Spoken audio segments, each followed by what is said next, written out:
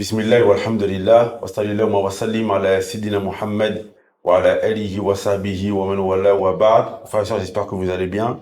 Bienvenue sur notre chaîne, la chaîne du collectif Au-delà de Habasha. On avait à cœur, 2 mois après notre premier séminaire qui a eu lieu au mois de juin dans la ville de Stan, de continuer sur cette lancée, la lancée sur laquelle on était, et encore de passer un palier et d'aller plus loin dans l'objectif qui est le nôtre, de faire rayonner la contribution de l'histoire africaine au sein de notre religion, l'islam. Et donc, on a voulu mettre en place ce podcast, qui est le premier podcast d'une longue série, nous l'espérons. Et donc, avant de commencer, avant de rentrer dans le vif du sujet, je vais laisser le soin à mes acolytes de se présenter, car beaucoup d'entre vous, sûrement, ne nous connaissent pas. Donc, on va se présenter chacun, puis après, on va rentrer dans le vif du sujet. On va aborder beaucoup de sujets au sein de ce podcast. Donc, bismillah les frères, je vous laisse le soin de vous présenter. Assalamu alaikum. Alors moi c'est Abdullah Al-Hanifi. De base je suis membre du collectif Al-Hanifia. Je suis dans l'interreligieux, le domaine de l'interreligieux, et je fais également partie de ce collectif qui se veut le collectif Au-delà de Habasha. Donc c'est un collectif. On pourra expliquer les raisons pour lesquelles nous avons voulu faire ce domaine, le domaine dans lequel nous nous sommes entrepris. Et voilà. Donc voilà ma présentation. Moi c'est Abdullah Al-Hanifi. Salam alaikum wa rahmatullahi wa barakatuh. Moi, c'est Suleiman René D, auteur du livre 1504 de la série sur l'identité du musulman noir. Donc, on me surnomme le président du collectif Au-delà de Habasha. Donc, c'est un peu moi qui préside et puis qui supervise ce collectif. Moi, bonjour tout le monde, moi c'est Issa Babatunde. Donc je suis enseignant en sciences religieuses dans l'Institut Malik Ibn Anas, et je fais également partie du collectif Au-delà de Habasha. D'accord. Et donc, moi, je suis votre frère, Mohamed Lamine. Donc, je suis membre de ce collectif Au-delà de Habasha.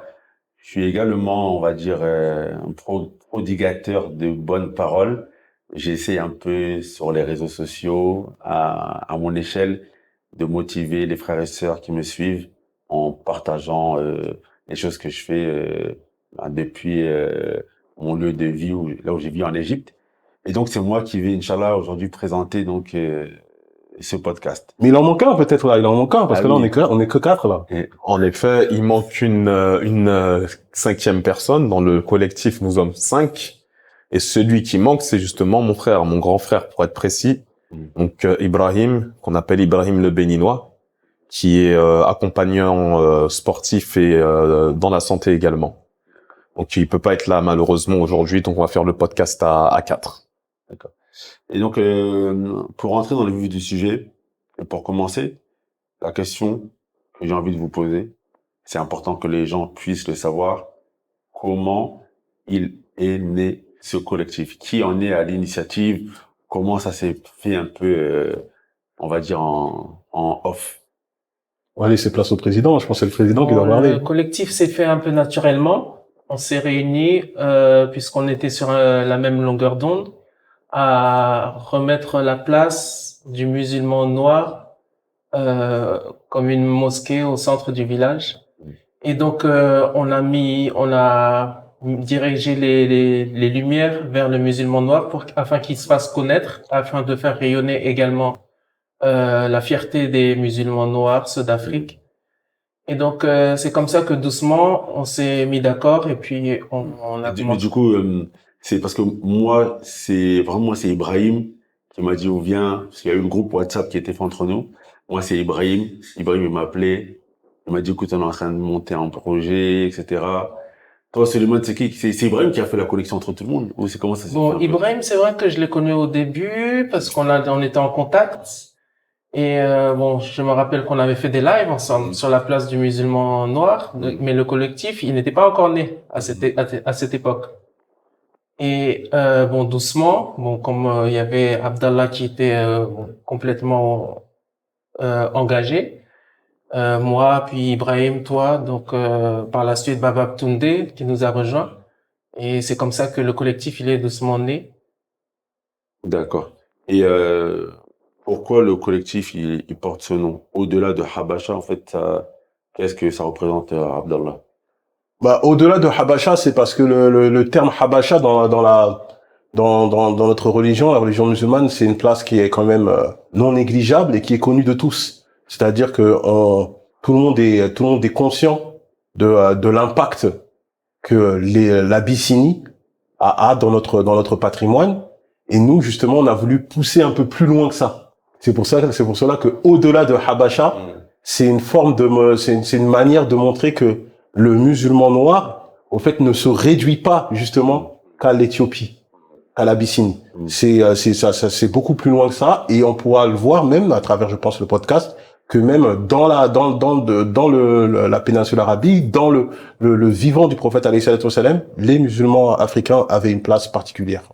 Bon, Si je peux on voit beaucoup dans les textes religieux islamiques que Habasha, c'est un peu la partie émergente de l'iceberg, on va dire, et que bon, il y a le véritable iceberg que cette partie-là cache. Et donc, on a voulu justement montrer cette partie cachée de l'iceberg D'accord. qui est au-delà de Habasha. D'accord, qui va au-delà des Bien sûr. limites de Habasha. Baba Touni, t'allais dire? Oui, je veux aussi rajouter également, c'est qui est le fait que souvent, même lorsqu'on parle des compagnons africains, on a souvent comme référence Bilal al-Habashi, qui est connu, tout le monde sait que c'était un Éthiopien, al-Habashi du moins. Même si il y en a certains qui commencent, qui veulent remettre en cause cela. Ça va devenir Même Bilal, compliqué là. Même Bilal, ils ne veulent pas nous le laisser. Donc c'était aussi pour dire qu'il n'y a pas que Bilal, en fait. On va au-delà de Bilal, qui symbolise entre guillemets al-Habasha. Donc faut aller au-delà. Il y a d'autres horizons, il y a d'autres choses à voir, et il y a d'autres personnalités qui ont marqué l'histoire parmi les Africains et du coup, les Noirs.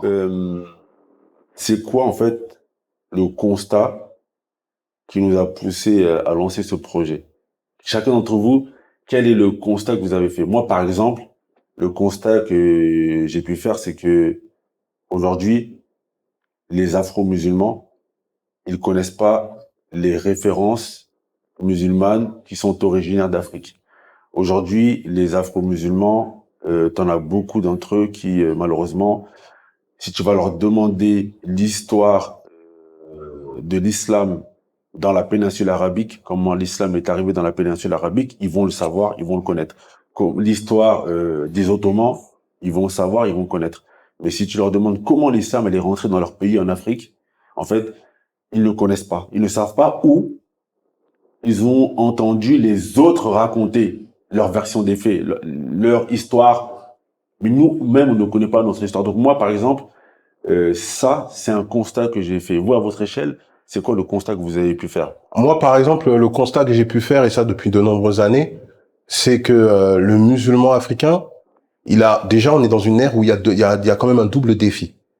Il y a un double défi. Il y a le premier défi qui est d'avoir une identité propre à nous, tout en conservant nos principes islamiques. Parce que on a très souvent en tant que musulmans africains, on a très souvent été taxés comme des gens qui avons effacé notre identité africaine ou notre identité culturelle au profit ou pour le. Est-ce que c'est faux? Bah, c'est une réalité. Certains d'entre nous l'ont fait, peut-être maladroitement, mais ils l'ont fait. Et je pense que le musulman africain, il a une place particulière dans le patrimoine qui mérite d'être mis en avant, non pas pour être, je dirais pour avoir un trône sur les autres cultures, mais plutôt pour savoir que le musulman d'Afrique a sa place dans cette religion. C'est de créer un repli identitaire, c'est de faire comprendre, c'est de montrer que.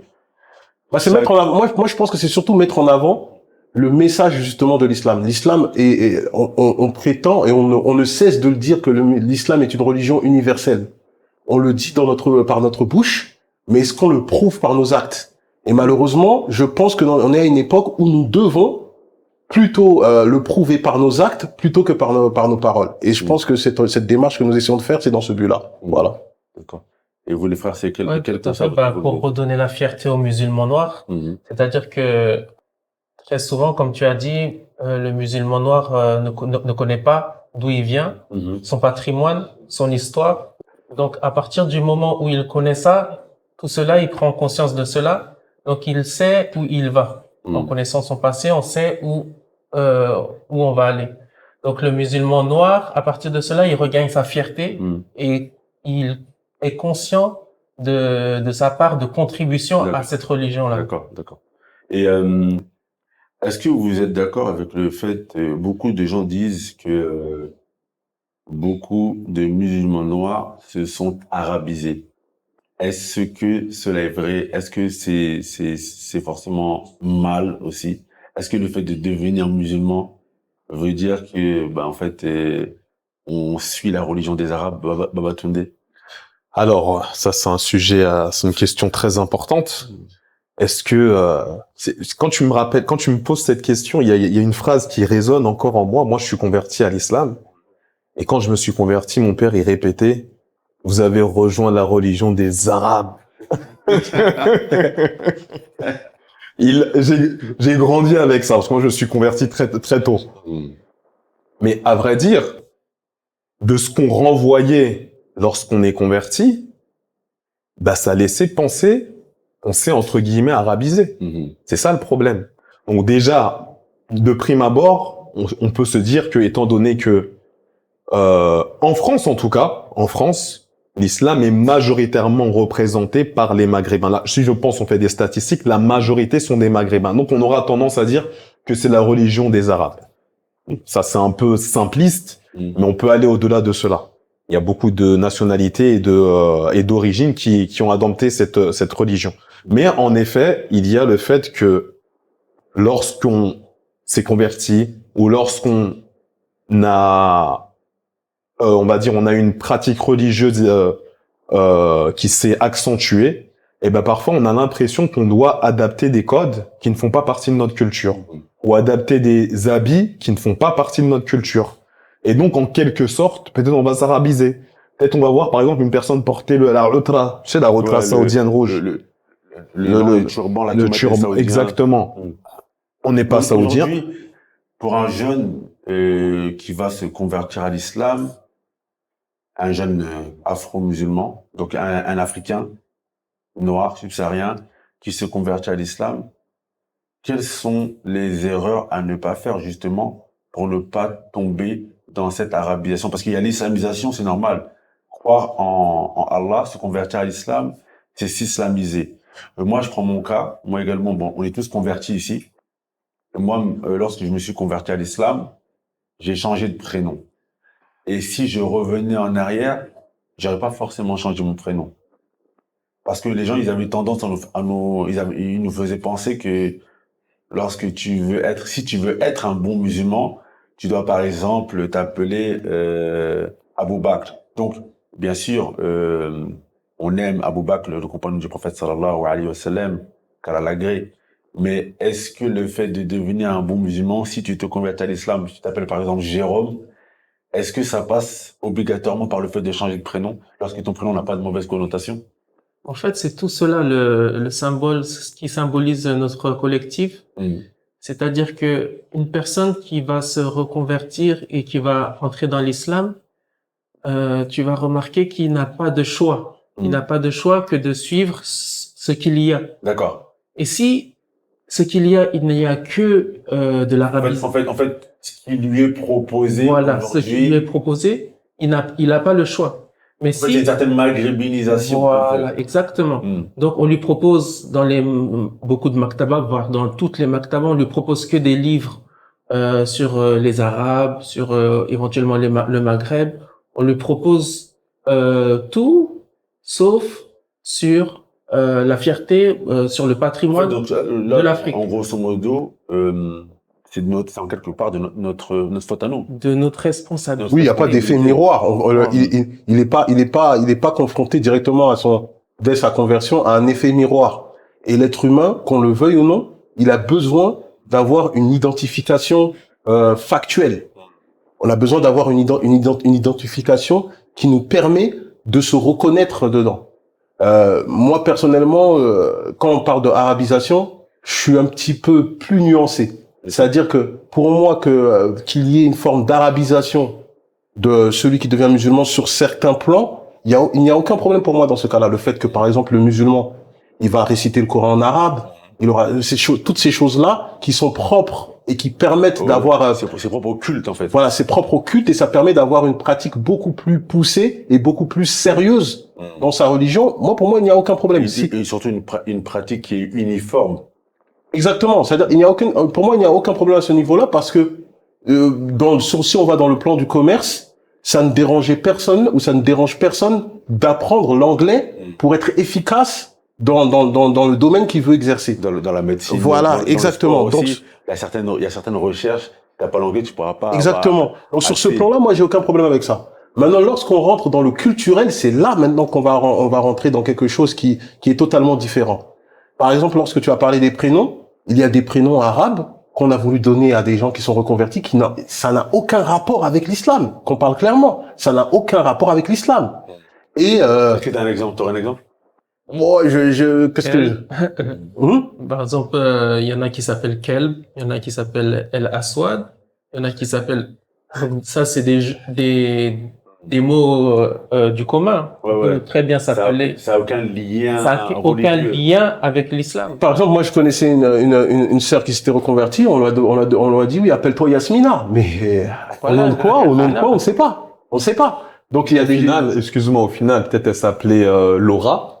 Elle a délaissé le nom Laura, oui. Laura ou Camille, pour prendre un autre nom Yasmina, mais en fait, elle n'est pas sortie. Ça ne lui a rien ramené en rajouté, en fait. Ça ne lui a rien ramené. C'est juste un prénom arabe, mais c'est même pas islamique, parce qu'on fait l'amalgame entre l'arabe et l'islamité. C'est pas parce qu'un nom est arabe qu'il est islamique. Oui. Voilà. Bien qu'il existe, entre guillemets, des mots islamiques dans tout ce qui est Abdullah, Abdurrahman, les noms théophores. Là, on peut dire que c'est des mots islamiques. Mais en dehors de cela... Moi, j'ai une anecdote. Il y a quelques années, j'ai un ami, il est originaire du Congo.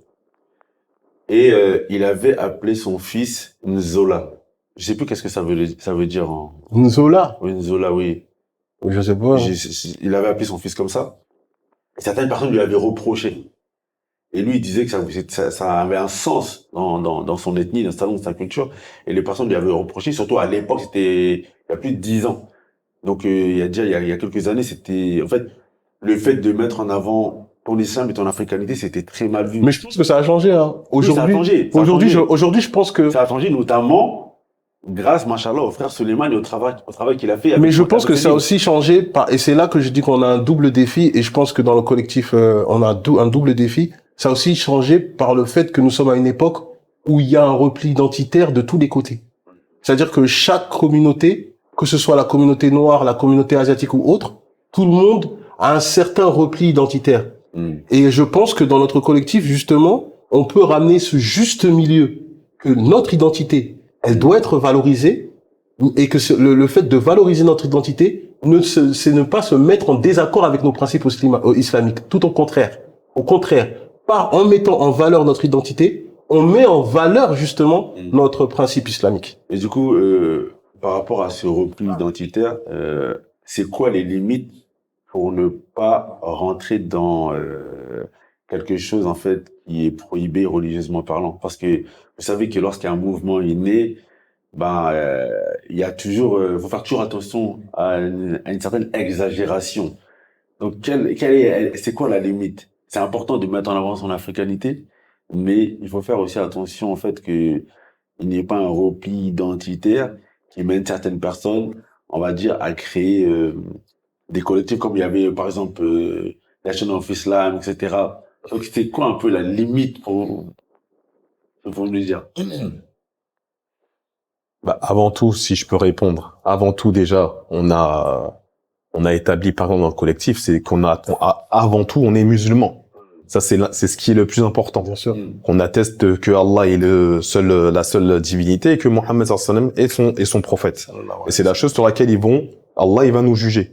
Quant à nos origines, ce n'est qu'un moyen, ou c'est déjà les origines. Le prophète sallallahu alayhi wa sallam, il nous a dit, apprenez al-ansab, l'affiliation, d'où tu viens, qui es-tu, et se faire connaître également. Comme on l'a répété souvent dans le verset de l'Hujurat, وجعلناكم شعوبا وقبائل لتعارفوا. On a fait de vous des peuples et des nations afin que vous vous entreconnaissiez. Donc le but aussi du collectif, c'est de faire connaître la contribution des Africains, les personnalités africaines. C'est juste tout simplement de se faire connaître. Et une anecdote rapide. Moi, je suis dans un autre projet où on fait des livres. Et donc des livres pour enfants, des personnalités islamiques, et on était en train de réfléchir à d'autres personnalités qu'on pouvait mettre. Alors il y a un Tunisien, lui il dit on met Tahir ibn Ashur, donc c'est un Tunisien, le savant. Il y a un Malien, lui il dit on met Ahmed Baba. Moi j'ai dit on met Ousmane Donfodio, parce que je suis nigérian. Et il y a un frère, pour se moquer, il a dit, il y avait un Italien. Il a dit, pour se moquer, toi tu vas mettre qui? Tu vas mettre Cannavaro, Di Baggio, tu vois, pour rigoler. Et moi j'ai dit non. Il y a des grands savants italiens qui ont marqué l'histoire. Et je lui ai dit, il y a Ibn Mawaz, il y a Ibn Yunus, qui sont des grandes sommités italiennes, notamment de Sicile. Et je lui ai dit, j'aimerais bien qu'ils mettent ça en avant.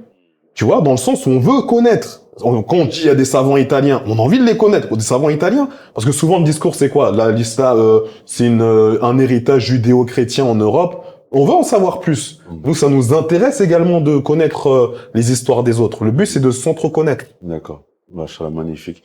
Et quand on parle de l'apport des Africains au patrimoine islamique, en fait, de quoi parle-t-on précisément? Quel est l'apport et la contribution du continent africain et des Africains au patrimoine religieux? Par exemple, on sait, comme vous l'avez dit, que le premier muezzin, c'est Bilal. Ça, c'est un apport sans précédent. Mais les gens, ils répètent toujours ça, on va dire. On dirait que c'est la seule chose qu'ils connaissent, le seul lien qu'ils connaissent entre l'islam et les Africains, c'était que Bilal, il était muezzin. Par exemple, qu'est-ce vous pouvez nous donner aujourd'hui, une contribution sine qua non? Déjà, il faut rappeler que la plupart des récits coraniques, c'est sur l'Afrique. Ah bon? La plupart des récits coraniques sont sur l'Afrique. Tu m'apprends quelque chose, là. Que ce soit tous les récits de Moussa, alayhi salam, Moussa, Haroun, Youssouf, notamment. Il faut rappeler aussi que Allah subhanahu wa ta'ala, il a fait émerger de la vallée du Nil de nombreux prophètes. De nombreux prophètes également à l'instar de, il y en a au moins une dizaine, puisque je vais citer par exemple Ibrahim. Ibrahim, il est parti se réfugier où? Vers la vallée du Nil. Sa descendance, c'est-à-dire Ishaq, Yacoub, Ismaïl, il était Yacoub, Youssouf, et puis les Asbat notamment. Oui. Après cela, il y a eu Moussa ou Haroun, et donc énormément de grands prophètes. Après la prophétie du prophète Mohammed sallallahu alayhi wa sallam, parce que là on parle d'avant la prophétie, voilà. Et après la prophétie. Donc à partir de la prophétie du prophète alayhi salatu wa sallam, il y a eu de nombreux sahaba. Donc la plupart des sahaba étrangers qui étaient autour du prophète alayhi salatu wa sallam, ils venaient du continent africain. Il y avait énormément de sahaba noirs, comme nous l'avons rappelé plusieurs fois. Par la suite, il y a eu les tabi'in. Il y a eu énormément de tabi'in. Oui, comme Ata ibn Abi Rabah. Puis par la suite, on a eu des grands sultanats, des grands empires et plusieurs royaumes jusqu'à aujourd'hui. Moi, je reviens sur une chose, c'est que tu as dit quelle était la contribution des Africains. Comme tu le sais déjà, le premier pays, lorsque l'islam est sorti de Mecca, elle est allée où? Comme tu le sais, elle est allée en Abyssinie. L'Abyssinie, c'est pas en Europe, c'est pas en Asie. Elle a même été en Abyssinie avant de rentrer à Médine. Oui. La première émigration s'est faite en Abyssinie. Ils ont accueilli ceux qui quitté Mecca pour fuir la pression que mettaient les gens de Mecca. Et d'ailleurs, excuse-moi, comme je te l'ai dit, on a deux défis. On a un défi, justement, de ce repli identitaire de certaines personnes qui peuvent exagérer. On a aussi un autre défi que le musulman noir, il peut être malencontreusement, et c'est une évidence qu'on ne peut plus nier, comme un musulman de seconde zone, alors qu'il a une particularité. Il a une particularité, c'est que lui, il fait partie de ceux qui ont participé à la propagation de l'islam dès le début de l'islam. Le fait que, comme l'a dit Babatunde, on parle de la première émigration, elle se trouvait à Médine, en Abyssinie. Mais il y a aussi le fait, première martyre de l'islam, c'est une femme, Soumeya, qui était d'origine africaine. Premier martyr de la bataille de Badr, encore un homme qui était africain, qui était noir.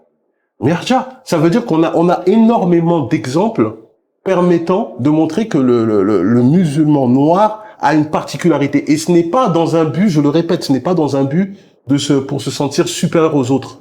Mais si, par exemple, et on l'a très bien entendu de nombreuses fois lorsqu'on allait dans nos cours, on entendait de nombreuses fois que, oui, le prophète alayhi salatu wassalam vient de telle tribu des Arabes, il vient, voilà, on mettait un accent particulier d'où il venait. Je pense que nous pouvons également, nous-mêmes, se vanter de pouvoir dire parmi ceux qui ont participé à la propagation de l'islam, nombreux étaient africains. Ça, c'est une fierté que nous ne devons pas avoir de honte à ce niveau-là. D'accord, mais maintenant, arrivé, après qu'on ait entendu tout ça, si moi je me mets à la place d'une personne qui n'est pas forcément ni noire, ni africaine, elle va se poser une question et elle va se dire,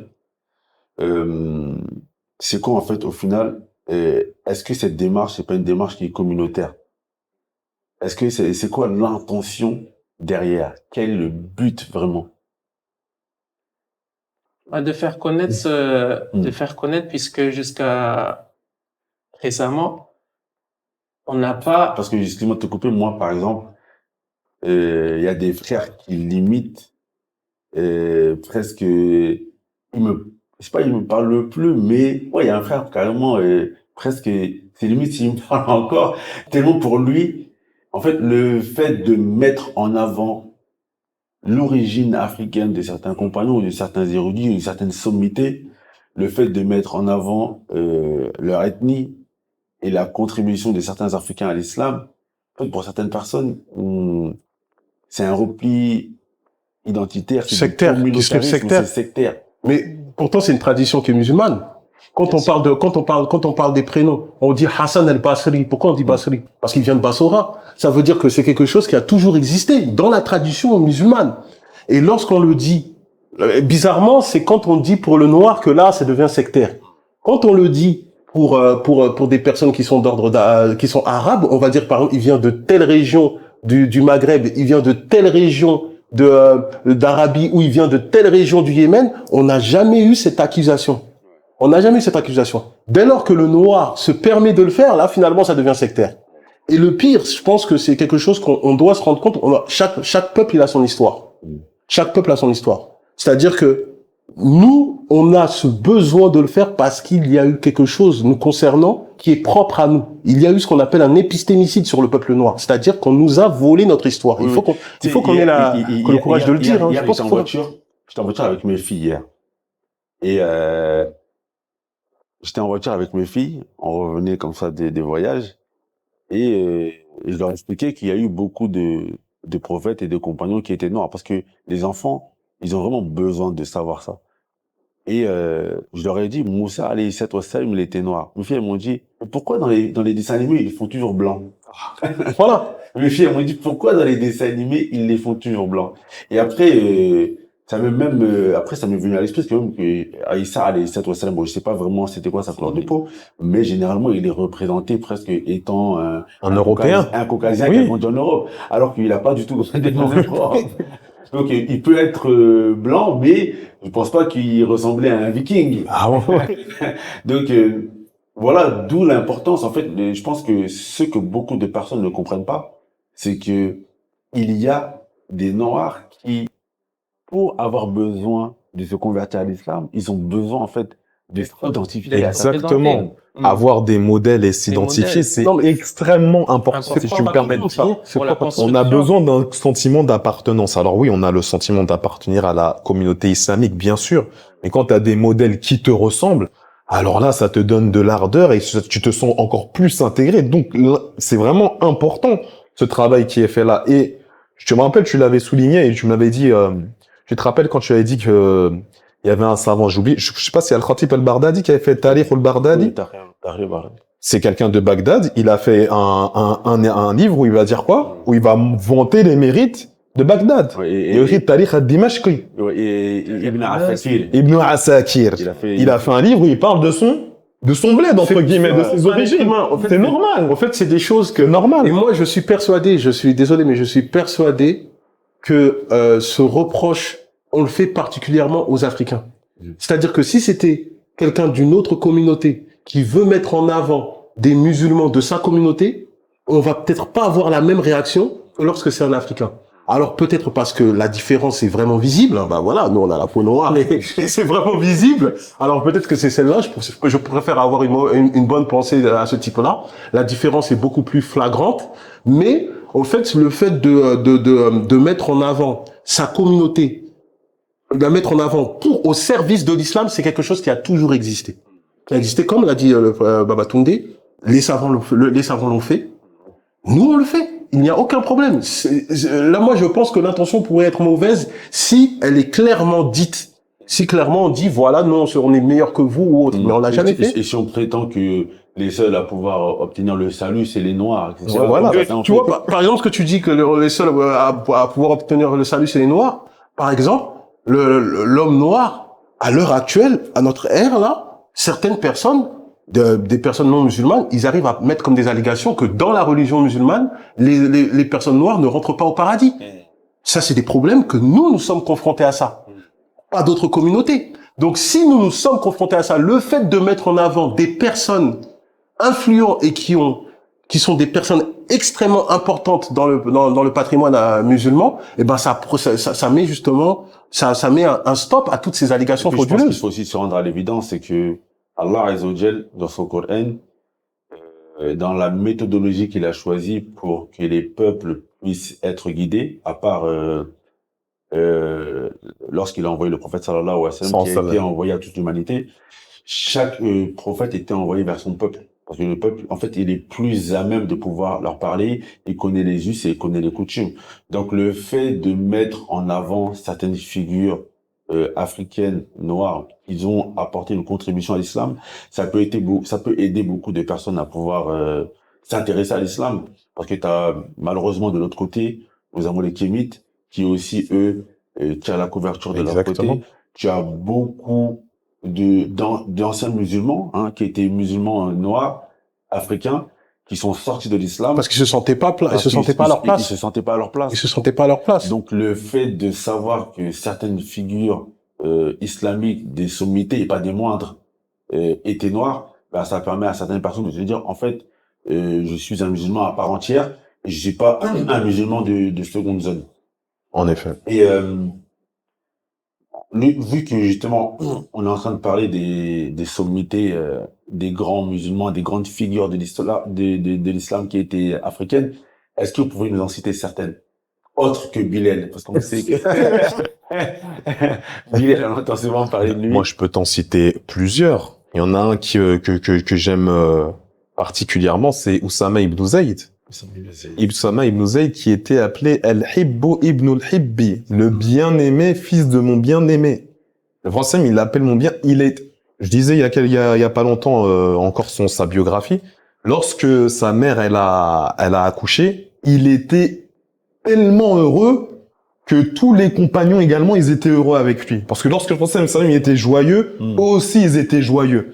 Qu'est-ce qui les a rendus joyeux? Il dit, qu'est-ce qui s'est passé? Elle a dit, Ummu Ayman, elle a accouché. Elle a accouché de qui? De Oussama ibn Zayd, qui était un Africain.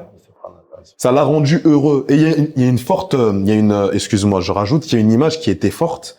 C'est qu'il a pris, ils avaient à peu près, Oussama ibn Zayd avait à peu près le même âge que Al-Hassan ibn Ali. Il a posé Al-Hassan sur un de ses cuisses. Et il a mis Oussama ibn Zayd sur un de ses cuisses et il a dit je les aime, alors aimez-les. Il a mis un blanc et il a mis un blanc. En tout cas, il était pas je sais pas s'il est blanc ou un peu mat mais en tout cas, on va dire dans le récit, il dit Abiad en tout cas. Il a mis un blanc et il a mis un noir et ça a marqué vraiment c'est un symbole fort de l'universalité et c'est ça qu'on prône en fait. C'est tout simplement ça. Et ce qui est beau dans le récit qu'il a dit, c'est que notre mère Aïcha, elle a rapporté ce récit en disant, elle a conclu comme ça, elle a rapporté ce que le prophète sallallahu alayhi wa sallam a dit, et elle a dit que le prophète sallallahu alayhi wa sallam a aussi dit, celui qui n'aime pas Oussama ibn Zayd, Allah ne l'aime pas. Allahu Akbar. C'est-à-dire qu'en gros, celui qui n'aime pas ce noir, Allah ne l'aime pas. Alors c'est bien, on parle de Bilal ibn Rabah, et nous savons, nous on est très fiers, il n'y a pas de souci. Mais quand on parle de noir, qu'on affilie seulement à Bilal ibn Rabah, et quand on dit des phrases telles que le prophète alayhi salatu wassalam qui dit celui qui n'aime pas tel noir, Allah ne l'aime pas, je pense que ce serait un élément beaucoup plus percutant et beaucoup plus efficace contre, par exemple, le racisme. Je pense que ce serait un argument beaucoup plus percutant. Je pense que ceci également pourrait mettre en avant l'universalisme de l'islam. Parce que, au fait, le travail qu'on fait, je pense que toute personne qui ferait preuve d'une neutralité pourrait voir qu'en vérité, on met en avant le message universel de l'islam. Le fait de dire non, l'islam n'est pas une religion d'arabe, eh ben le travail qu'on fait contribue justement à ce message-là. Le fait que chaque peuple, parce que nous, étant africains, bien entendu, on met en avant ce problème-là, mais par exemple, d'autres personnes qui sont peut-être français, caucasiens, le feront aussi.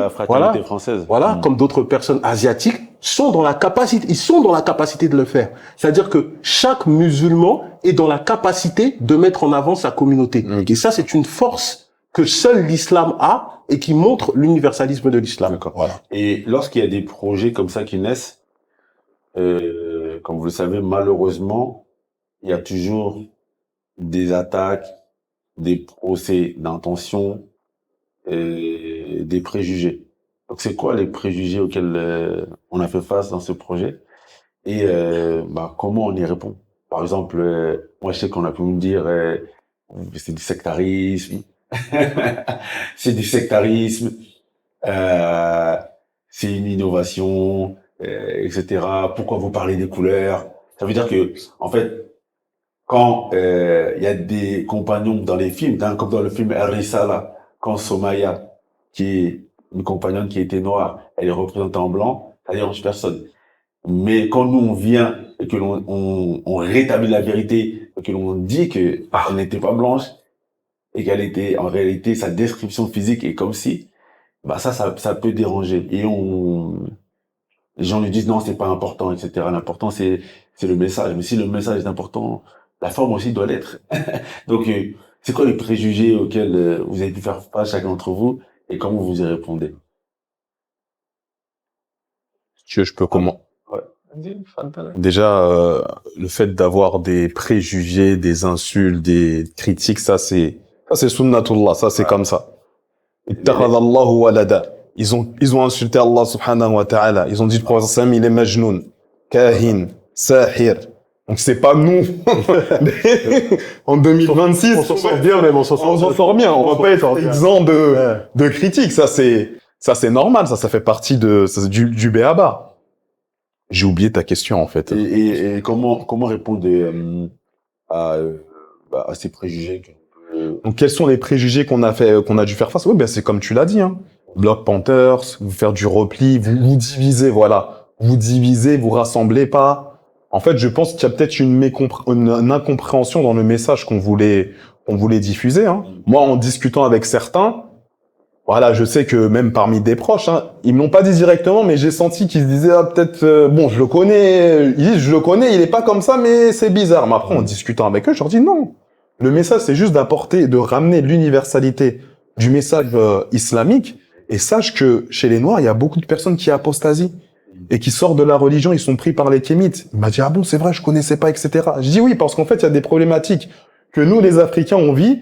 Vous les vivez pas, et donc vous savez pas à quoi ça répond le projet dans lequel on s'inscrit. Tout à l'heure, par exemple, j'ai vu une image. Il y a un influenceur au Gabon, il s'appelle le Chocolat des filles, je pense que vous ne le connaissez pas. Et lui, il se présente comme étant en quelque sorte traditionnaliste africain. Et il commentait une image d'Ibrahim Traoré, le président de la transition au Burkina Faso, où il priait la prière de l'Aïd, la Tabaski. Et pour lui, en fait, il était en train, en quelque sorte, de fustiger cela.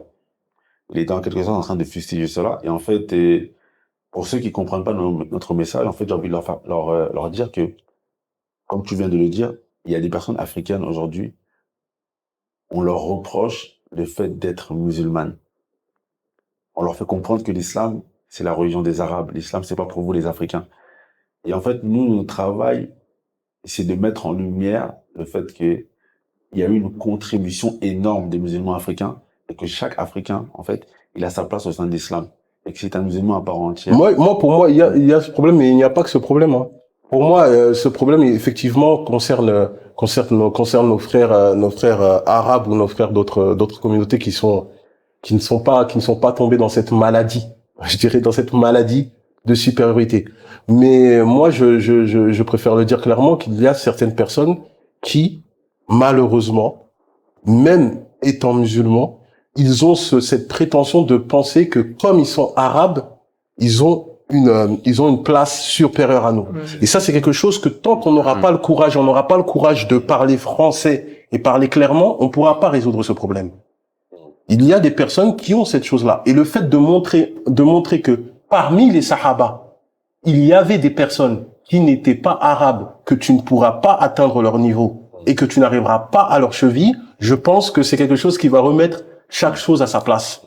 Pour moi, il y a ce problème-là. Autre chose aussi qu'il y a, c'est le fait qu'on tombe souvent sur de la justification. C'est-à-dire que on va faire des actions et on doit se justifier de telle action. Pourtant, islamiquement parlant, on n'a même pas à se justifier de ça. C'est quelque chose qui est totalement naturel.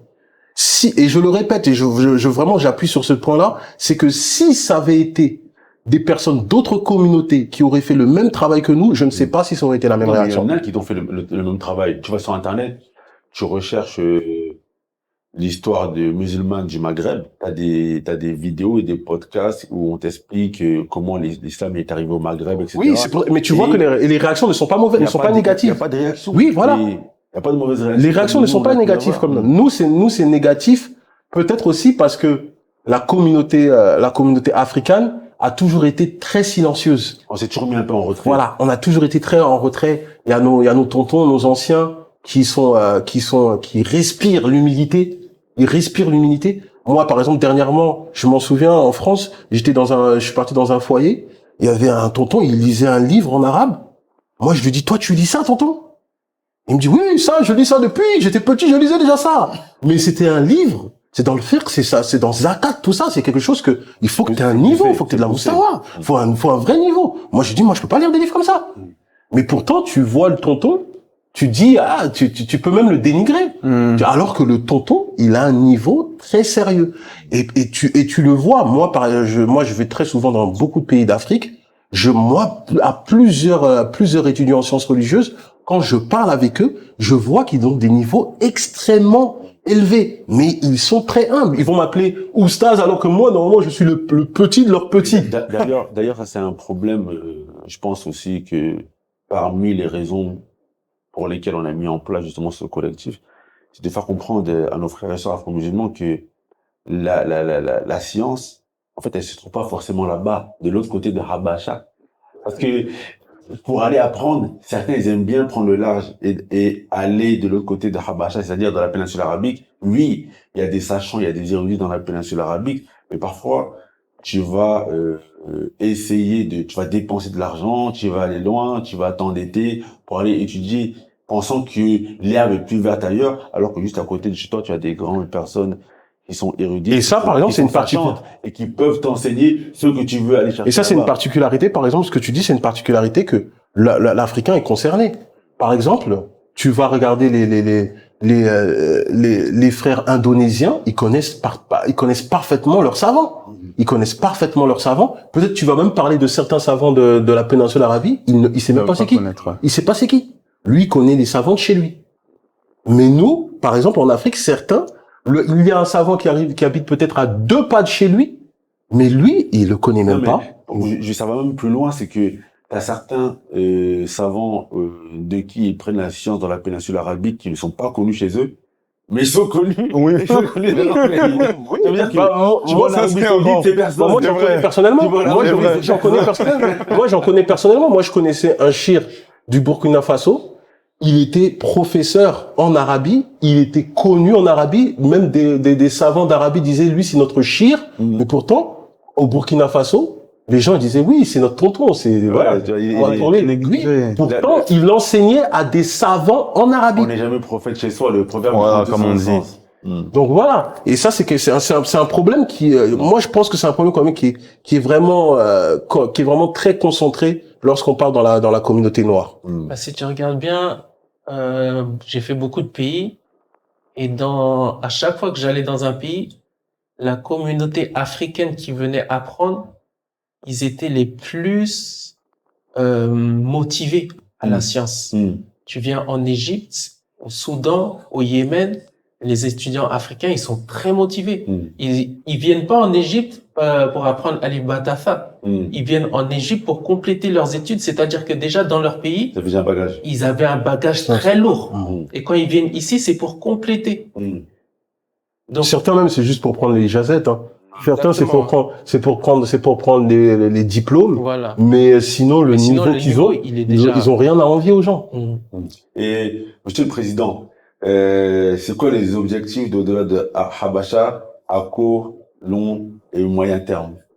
Bon, alhamdulillah, au-delà de Habasha, bon, on s'est fait connaître dernièrement. Après le séminaire aussi. Après le séminaire, on s'est présenté devant les gens.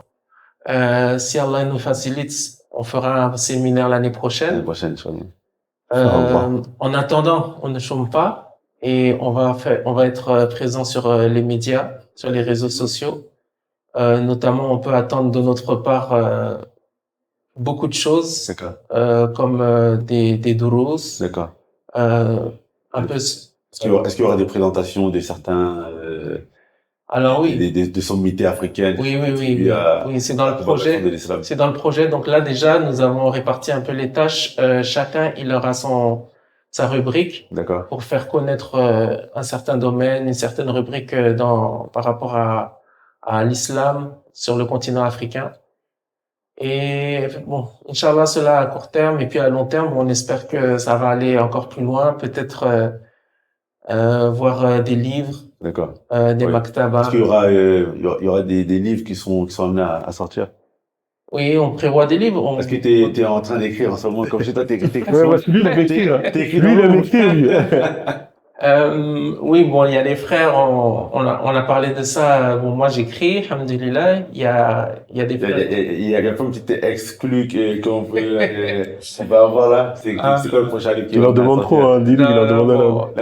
Ça reste dans l'ombre. Ça reste dans l'ombre. Et sinon, on va arriver à la fin de ce podcast. La dernière question que j'aimerais vous poser à chacun d'entre vous, c'est, pour conclure, c'est quoi le message que vous aimeriez adresser à celles et ceux qui découvrent aujourd'hui au-delà de Habasha, en commençant par Abdallah? Ouais, moi, personnellement, le message, de toute façon, pour moi, c'est un message qui est clair. C'est, l'islam est universel. C'est-à-dire, à partir du moment qu'on dit que l'islam est universel, on doit le prouver par les actes. Et, en tout cas, j'ai bonne pensée que le travail qu'on essaie d'effectuer nous permettra de mettre cette chose en évidence. C'est-à-dire que toutes nos actions sont faites pour mettre en avant que l'islam, c'est une religion universelle, où chaque peuple, chaque communauté a sa place, chaque communauté, par son éveil, par le fait qu'il fasse resplendir sa communauté en accord avec les principes islamiques, ils mettent en avant ce message que l'islam, c'est pour tout le monde. Et toi, Suleiman, quel message t'aimerais adresser aujourd'hui pour ceux qui nous découvrent? Je dirais que la communauté musulmane attend beaucoup des musulmans africains. Puisque, comme on l'a dit précédemment, la plupart des récits coraniques se sont passés sur le continent africain. Nous avons apporté beaucoup de choses et nous avons oublié beaucoup de choses. Donc, ce serait important que le musulman africain, il apporte sa contribution et sa participation à toute cette richesse et qui partage ce qu'il sait, puisqu'il y a beaucoup de choses qu'on a perdues, mais il y a beaucoup de choses qu'on sait et qu'il y a que nous qui pourrons le développer et l'apporter à toute la communauté. Donc c'est ça que on attend des autres, que chacun ils saisissent le Coran et les hadiths, les tamassak, qu'ils saisissent fermement et puis qu'il apporte sa participation à la communauté. Et toi, Moubatunde? Bah, mon message de fin, ce serait justement de marteler encore une fois que l'islam, c'est une religion qui est universelle. Certes, le prophète sallam, il a envoyé, certes Allah, il a envoyé le prophète Mohammed sallam dans la péninsule arabique. De toute façon, il fallait bien que un prophète qui a un message universel, il allait forcément être envoyé quelque part. Même ça, excuse-moi, on va tout dire, mais même il peut être envoyé. Même ça, pourquoi en péninsule arabique, ça aussi, on pourrait en parler, hein. La péninsule arabique, c'était le Dubaï d'avant, hein. C'est-à-dire que plusieurs communautés se rejoignaient là. Même sur ce point-là, on pourrait, une route commerciale. Ça veut dire que, comme tu l'as dit, chaque prophète a été envoyé à sa communauté respective avant le prophète Mohammed, alayhi salatu wassalam. Ça, on le voit dans le Coran, soit 16 verset 36, soit 10 verset 47. Mais ce qui est intéressant, c'est que l'emplacement même du dernier messager est à un endroit où toutes les communautés se croisaient. Et je pense que c'est important de mettre cette chose en avant. C'est comme un Londres ou un Paris aujourd'hui avec le melting pot et tout ça. Même géographiquement, si on va scientifiquement, on va pas essayer d'info. Même scientifiquement, on te dit que c'est vraiment au milieu de la planète Terre. Donc c'est vraiment quelque chose qui est à mettre en avant. C'est pas anodin. Voilà. Donc tu disais dans ton message? Il m'a fait oublier le message, hein. Le message universel. En tout cas, c'était l'universalité du message. On va essayer l'islam, c'est une religion universelle. Et nous, on va apporter notre contribution pour faire rayonner ce message universel. Et voilà, je vais conclure sur ça, c'est que même mon shir, il m'a dit il y a des années, mon shir qui est marocain, il m'avait dit, si vous mettez pas vos savants en avant, personne ne va le faire à votre place. Voilà. Chacun doit mettre ses savants en avant. T'es algérien, mets en avant les Ibn Badis, tu mets en avant tes savants. T'es marocain, mets en avant tes savants. T'es africain, mets en avant tes savants, et comme ça, on va tous s'entreconnaître, et on aura tous notre place. D'accord, barakallahu fik. Et toi, Moi, pour conclure, le message que j'aimerais apporter, c'est que, il y a une réalité aujourd'hui qui est factuelle. Comme on l'a dit au cours de ce podcast, on a des musulmans, en tout cas qui étaient musulmans, pour beaucoup, qui malheureusement, qui sont apostasiés, ne se sentant pas représentés, ne se sentant pas à leur place. Et on a malheureusement également les kémites qui essaient de tirer la couverture à la ficelle de leur côté. Donc il était important qu'il y ait un groupe de frères qui prennent ce problème à bras le corps, qui viennent et qui essaient en fait de creuser, de déterrer en fait la contribution que les Africains ils ont apportée à l'islam et la mettre en lumière. Et je pense qu'aujourd'hui, c'est ce qu'on essaie de faire par ce biais-là. On veut montrer que l'islam est une religion universelle, comme vous l'avez dit.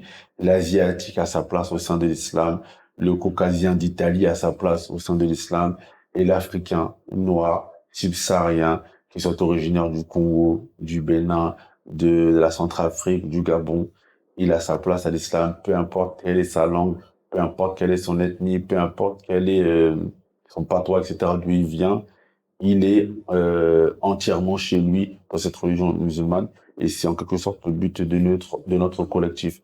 Donc voilà le message que l'on veut apporter. On n'est pas là pour ni créer un repli identitaire, ni créer un sectarisme. Non, on est là pour faire montrer que on peut être musulman, noir, aimer sa culture, aimer ses origines, aimer là d'où on vient, et tout en étant un musulman à part entière. Voilà le message que l'on veut passer. Donc, on vous remercie d'avoir suivi ce podcast qui était, Inch'Allah, le premier d'une longue série. Si il y a des sujets, il y a des questions, il y a une participation, il y a des choses que vous aimeriez que l'on puisse aborder dans les prochains podcasts, n'hésitez pas à nous le faire savoir en commentaire. Et si vous avez aimé ce podcast, n'hésitez pas à le partager, à commenter et à liker. Et on vous dit au prochain podcast. Assalamu alaikum wa rahmatullahi wa barakatuh.